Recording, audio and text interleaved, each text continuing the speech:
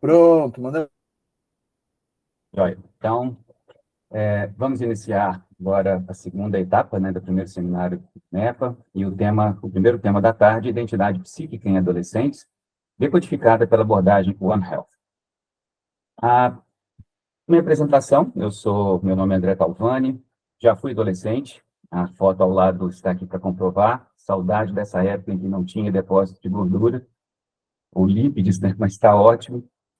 E sou psicanalista, também formado pela EPC, atuo como professor e pesquisador na área de doenças tropicais e também na área de psicoimunologia. Sou membro da confraria Psicanalizando no Divã e integro o projeto social, como alguns aqui presentes, a Escuta Cuidadora. E, obviamente, acabo participando de algumas atividades extensionistas junto a universidades, escolas, envolvendo saúde mental, principalmente adolescentes. Bom, pegando o ponto principal do nosso título, né, concepção One Health, para que a gente possa entender o adolescente, o que é One Health? A tradução nítida seria uma saúde única, mas a gente mantém esse termo por uma questão prática, né, de descoberta. A ideia de você ter uma saúde única não é uma concepção nova, ela já existe desde a época de Hipócrates, e a ideia é a saúde física do homem, ele está interligado com a sua saúde mental e com todos os elementos que participam do seu entorno.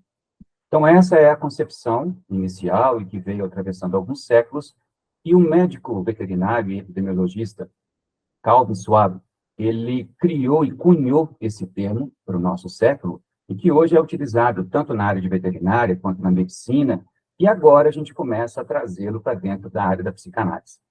Então, One Health é exatamente o que vocês... Deixa eu colocar um pointer aqui. Oh, desculpa. Deixa eu colocar um pointer. One Health é exatamente essa imagem que vocês têm à esquerda, onde a interação do homem, num contexto natural, ou seja, a sua natureza, a natureza dentro da sua família, a natureza no seu bairro, na escola, ela integra o que a gente chama, então, de saúde. Então, nós não conseguimos enxergar o homem de forma individualizada, e sim apenas de forma integrada. Porém, essa mesma integração, ela se destaca, principalmente nos últimos séculos, pela emancipação do homem. No homem e o seu estado egóico, ele começa a criar uma supremacia. E, ao criar essa supremacia, ele se coloca numa cadeia. Não é mais um sistema circular, onde todos são muito iguais, mas sim uma pirâmide. E o homem, estando nesta pirâmide, ele passa a interagir diretamente com esse ambiente. E a quebra dessa estrutura começa a provocar doenças. Doenças não apenas físicas, como a gente tem visto hoje com guerras, com as mineradoras, mas as doenças psíquicas. Então, esse é o ponto para que a gente possa entender o adolescente. Mas antes da gente chegar ao adolescente, e nessa concepção de uma integralidade de instrumentos, eu gostaria de pedir permissão para a gente iniciar o processo com base naquilo que nós iniciamos a nossa formação, que são as células. Então, todos nós passamos por essa estrutura, ainda na estrutura intrauterina. Então, uma célula, ela sempre carrega um padrão genético, mas essa célula, todos nós fomos um dia indiferenciada, ela precisa receber estímulos externos, estímulos do ambiente, estímulos no seu entorno. E esses estímulos, não importa para a gente agora, podem receber o nome de hormônios, fatores de crescimento, citocinas, isso para a gente não tem importância. O importante é que esses fatores não estão na dependência da célula, mas sim na dependência de outras células do seu entorno. Então, o fato dessa diferenciação acontecer para que uma célula possa se tornar uma célula de um músculo, uma célula do coração, uma célula do sistema nervoso central, ou uma célula que nos defenda ou que transporte o oxigênio, isso é necessário a integração social entre as células. Ou seja, o nosso primórdio já inicia um processo de integração e interação entre as células. Então, nesse mesmo sentido, quando a gente pergunta o que é um ser psicossocial, como que o homem se torna um ser psicossocial? Ele se torna também no mesmo processo. Então, a gente veio do One Health, a gente passa na nossa célula primordial, e agora a gente chega ao completo psicossocial. O primeiro ponto é a dependência. O ser psicossocial, ele é dependente. Nós somos dependentes quando bebês, crianças, e nós vamos ser dependentes até o último dia da nossa vida. É claro que essa dependência, ela segue níveis diferentes.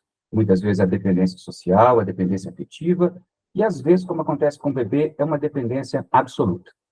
Nós temos como ser psicossocial o processo do espelhamento, ou seja, nós precisamos ser aceitos pelo outro. Com isso, a gente deixa o nosso desejo de lado, a gente abre mão do nosso desejo para completar o desejo do outro, e assim ser parcialmente aceito. E esse padrão de espelhamento, ele muitas vezes gera um quadro de padrão social. E o que é o padrão social? Todos devem ser iguais. Se não for igual a mim, então não serve. E a gente acaba excluindo. E aí nós começamos a nos aproximar do nosso elemento principal de hoje, que é o adolescente. Então, quem é o adolescente?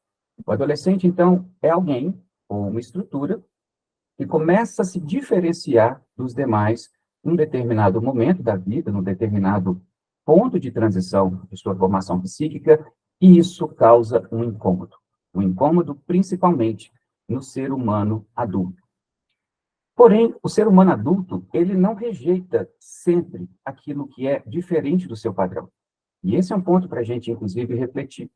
Quando é que ele não rejeita o diferencial na sociedade? Quando a gente se encontra, por exemplo, com crianças, né, e todos, principalmente aqueles que são pais, tiveram essa vivência, a criança, ela tem um padrão, uma alteração cognitiva muito diferente do que é esperado socialmente. A criança chora, a criança faz birra, a criança não quer se alimentar, muitas vezes porque o desejo dela não foi completo e ela simplesmente se revolta, porque ela ainda tem uma estrutura de uma área encefálica muito importante, que é a área límbica, onde a gente ainda tem uma estrutura extremamente latente, que é a amígdala cerebral. Vai acompanhar essa estrutura ao longo da infância, ao longo da adolescência e até na fase adulta. Porém, essa criança ainda não tem uma estrutura encefálica desenvolvida, ela não tem uma área do neocórtex, do córtex pré-frontal desenvolvida. Só que o adulto, ele suporta a criança, ele suporta a birra. Ele pode impor alguns padrões de comportamento, mas ele suporta. Da mesma forma que a criança, quando nós nos identificamos com nossos pares, outros adultos, que também apresentam alterações cognitivas fora do seu controle, ou seja, quando existem hormônios interferindo. É a mesma questão de uma gestante, que vocês têm na imagem à esquerda. Uma gestante é uma mãe que cria desejos, que sofre uma ação hormonal e que percebe o seu corpo em transformação, muito parecido com um adolescente. Essa pessoa, muitas vezes, nem todas, obviamente, a gente aqui fala de uma forma mais geral, elas apresentam alterações de comportamento, tristezas, choros, alterações comportamentais ao longo do processo da gestação. No entanto, a sociedade entende isso, entende que é uma alteração fora do controle, fora do padrão. Da mesma forma acontece com a menopausa. Então, a menopausa é um padrão de alteração hormonal e que a sociedade entende os comportamentos, entende a tristeza, entende todo o universo por trás dessas alterações. Quando a gente encontra, muitas vezes, outros adultos humanos que também entram num padrão que nós vivemos hoje do excesso, o excesso do trabalho, o excesso dos compromissos, nós também começamos a alterar nossos padrões cognitivos. Então, hoje a gente está muito evidenciado a síndrome de burnout, e essa síndrome, ela gera uma série de comportamentos, inclusive, não aceitos socialmente, de tristezas, de agressividade, padrões que normalmente fogem ao controle do indivíduo, mas ainda assim é um indivíduo compromissado, é um indivíduo que está passando por uma fase difícil e a sociedade aceita. Por fim, quando nós chegamos numa fase mais avançada da nossa vida, nós também apresentamos alterações cognitivas que são bem aceitas socialmente. Então, muitos idosos, eles começam a perder o filtro, até pela questão da vivência, da experiência, e eles começam a falar aquilo que talvez socialmente nós não falássemos, então eles começam a ser muito transparentes, parecido com crianças. Muitas vezes a gente tem alterações neurológicas, nós temos quadros de demência e que altera a cognição desses idosos. Mas a sociedade também consegue aceitar. Porém, quando nós chegamos numa fase de transição do ser humano, da criança para o adulto, nós temos dificuldade para entender que esse novo ser, esse novo indivíduo, ele precisa de uma nova identidade. Ele precisa de uma nova identidade destruindo a identidade anterior. E os hormônios estão imperando exatamente no corpo desses adolescentes. E além de imperar no comportamento neurofisiológico, ele também altera no comportamento físico. O corpo do adolescente não é mais o corpo que ele reconhecia, muito parecido com o corpo da gestante. Então, nesse sentido, a gente entende a adolescência como uma fase de lutar. Então, é o luto pela criança perdida, e todas as características envolvidas dentro da infância, o luto pelos pais, que vocês comentaram bastante na parte da manhã, que é a perda do pai herói, do pai identidade, do pai, quando eu digo pais, né, pai e mãe, que sabiam tudo, e que agora ele passa a criticar ou a questionar. O adolescente é o ser questionador. E ele precisa ser questionador. Como desenvolver uma nova identidade se você não questiona? Isso é o que nós pedimos para a sociedade hoje. Como você ter uma compreensão, por exemplo, política, se você não for uma pessoa questionadora? Aí você apenas segue o bando. Voltamos à ideia das ovelhas. Então, o adolescente é a ovelha negra. E ser a ovelha negra é muito importante, porque ele precisa se diferenciar para encontrar a própria identidade. Nesse contexto, ele ainda vivencia uma releitura do ético. Ele passa a entender e a viver aquilo que foi dito e proibido na infância, e ele continua a entender que ainda existe alguém que me castra, alguém que estabeleça a ordem para a minha existência. Por isso é que quando nós propomos aqui a ideia do One Health para o adolescente é exatamente essa estrutura, mas a gente não pode identificar o adolescente como um ser único, apenas alterações, por exemplo, hormonais. São alterações hormonais com uma perda e uma modificação do seu investimento libidinal, com uma nova identidade que se forma, que ele também não tem ideia de como vai ser. São adolescentes que começam a ter um conflito parental, e esse conflito, por incrível que pareça, muitos pais, infelizmente, eles aceitam como se fosse algo direto a eles, mas essa relação, ela é importante para adolescente. De adolescente para adolescente, isso varia muito, claro, e também tem uma relação direta com a infância. Mas a quebra da relação parental é importante, e com isso ele tem uma alteração no seu ambiente familiar. Ele é muitas vezes excluído, ele é visualizado como aquele problemático. Existem as angústias, que também contemplam todo esse contexto do One Health. Essas angústias são desde o aspecto afetivo, porque os hormônios, principalmente sexuais, eles passam a prevalecer, e esse adolescente, ele inicia o processo da paixão, da identificação com o seu próximo no contexto afetivo, e ele tem também as angústias profissionais. Para o adolescente, uma das piores perguntas que se faz é: o que você será quando crescer? Qual é o curso que você pretende escolher, por exemplo, ao final do ensino médio? Então, essas perguntas são perguntas quase agressivas para alguns adolescentes.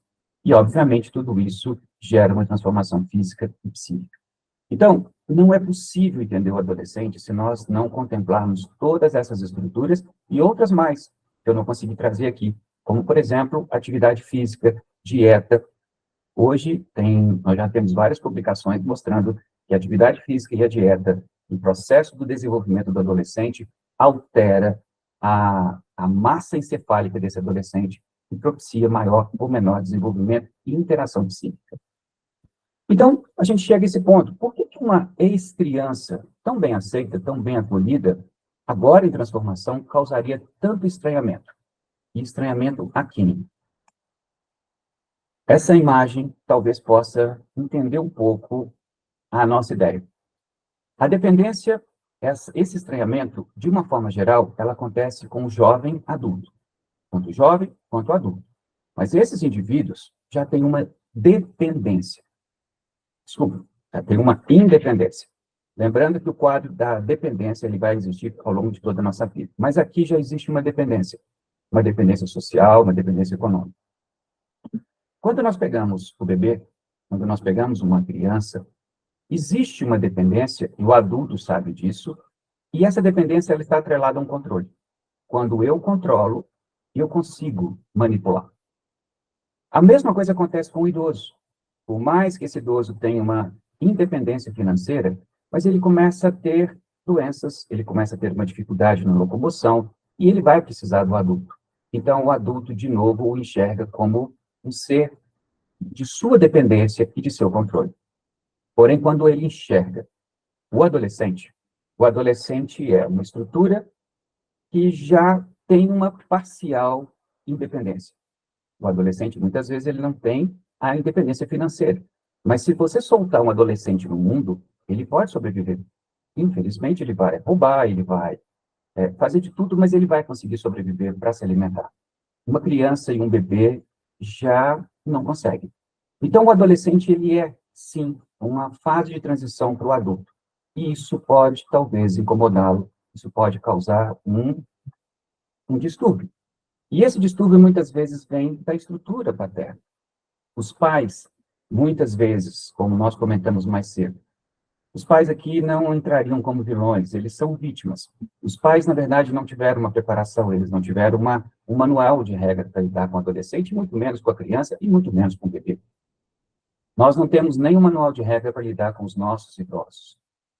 Então, esses pais, eles trazem na relação que inicia com esse ser em transformação, um desejo de retorno à adolescência. Muitas vezes é um desejo inconsciente. Ele enxergar aquela vivacidade, o corpo perfeito, a energia que o adolescente tem e dizer, ele tem tudo e eu preciso mantê-lo. Existe uma transferência de desejos. Por mais que a gente entenda que os pais eles querem o melhor para os filhos, mas os pais muitas vezes transferem para os seus filhos adolescentes, como transferiu para o bebê, como transferiu para a criança, seus próprios desejos. E agora, alguém na plena construção de uma nova identidade, talvez não deseje o mesmo desejo dos pais, o que é muito produtivo, isso é muito importante para o adolescente. E o pai, finalmente, ele tem a perda do controle da infância. Quando eu não consigo mais controlar, quando não é mais alguém que me respeite, porque agora ele tem um corpo físico, ele tem uma energia, e ele já está naquela fase de quase uma separação. Isso gera o medo nos pais. E o medo, muitas vezes, ele propicia a geração da raiva. E a raiva, ela acaba subjetivando num processo de agressividade junto aos adolescentes. Agressividade não necessariamente física, mas agressividade de palavras. Agressividade, muitas vezes, na discussão do dia a dia. Muitos pais acabam expondo esses adolescentes no contexto social, e o social aqui entenda-se principalmente família, nos almoços de domingo, ou muitas vezes quando há uma festa familiar, há sempre uma exposição de algumas características do adolescente. Olha o tamanho do pé, olha como é que está desengonçado, olha como é que cresceu. Isso não é bom. E em muitos casos acontece uma inversão dos papéis. Então, muitos pais, eles passam a estabelecer um cabo de guerra com esses adolescentes, o que é péssimo, porque pai é pai. Quando eu falo pai, obviamente, os pais, né, pais e mães. Mas o papel do pai é o papel de educar, o papel da mãe é o papel do afeto, e a ordem e esse afeto precisam interagir. Você não pode entrar em conflito, em cabo de guerra. E muitas vezes acontece o oposto. São exatamente os pais, discutimos um pouco pela manhã também, que acabam se aproximando do adolescente na condição de adolescente. Então, esses papéis começam a se misturar, e isso acaba tendo uma sequela, acaba tendo um aspecto ruim. É muito importante o estabelecimento do que é ser pai e mãe, e o que é ser amigo. Então, esse ponto é um ponto que a gente pode posteriormente discutir, mas esse é um ponto muito importante. Quando existe esse conflito, ou seja, quando o ambiente está conflituoso, as pessoas não conseguem enxergar o que está acontecendo no entorno. Hoje pela manhã foi feita uma pergunta de como que eu conseguiria me aproximar do adolescente em termos de diálogo, em termos de aproximação. Se alguém não sair do ambiente do conflito, nós não conseguimos enxergar o que está acontecendo. Uma guerra, um soldado ele não consegue fazer uma distinção entre uma rosa, entre um pássaro e entre um corpo caído, ensanguentado, porque ele está buscando, naquele momento, a sobrevida. Ele precisa viver, e ele está com muito medo. Então, alguém precisa sair desse ambiente para conseguir enxergar o contexto e conseguir se aproximar de alguma forma do adolescente. E a difícil missão dos pais, isso serve inclusive para a infância, é suportar a angústia do adolescente e suportar a frustração que essa fase de transição traz. E a gente faz isso, como pais, por amor. Suportar não significa que o pai e a mãe precisam ser contemplados com amor, com carinho, mas eles precisam estar ao lado. Permitir que o adolescente passe por esse momento. Porque esse momento passando, tudo muda lá na frente, como a gente consegue ver hoje em algumas famílias. E, utilizando a concepção de Winnicott sobre o ambiente suficientemente bom para uma criança, a gente traz a concepção dele dentro do padrão do One Health para os adolescentes. Então, o que seria um ambiente suficientemente bom para o adolescente? Em primeiro lugar, o equilíbrio parental. É necessário ainda manter a castração, a ordem, mas, ao mesmo tempo, nós estamos com um indivíduo em transformação, em independência. Então, é necessário que exista permissibilidade. Esse papel é muito importante dentro do ambiente familiar. A construção do discernimento, ele é fundamental. É fundamental que os pais acompanhem os seus adolescentes. Eles ainda não têm independência total, mas este acompanhar precisa ser com liberdade. E o respeito às diferenças, tanto culturais quanto geracionais. Não existe mais a frase de, na minha época, era assim.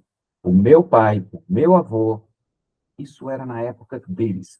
Hoje nós temos um novo contexto social, um novo contexto ambiental, então nós precisamos nos adequar para que a gente possa responder e melhorar a qualidade de vida dessa nova geração.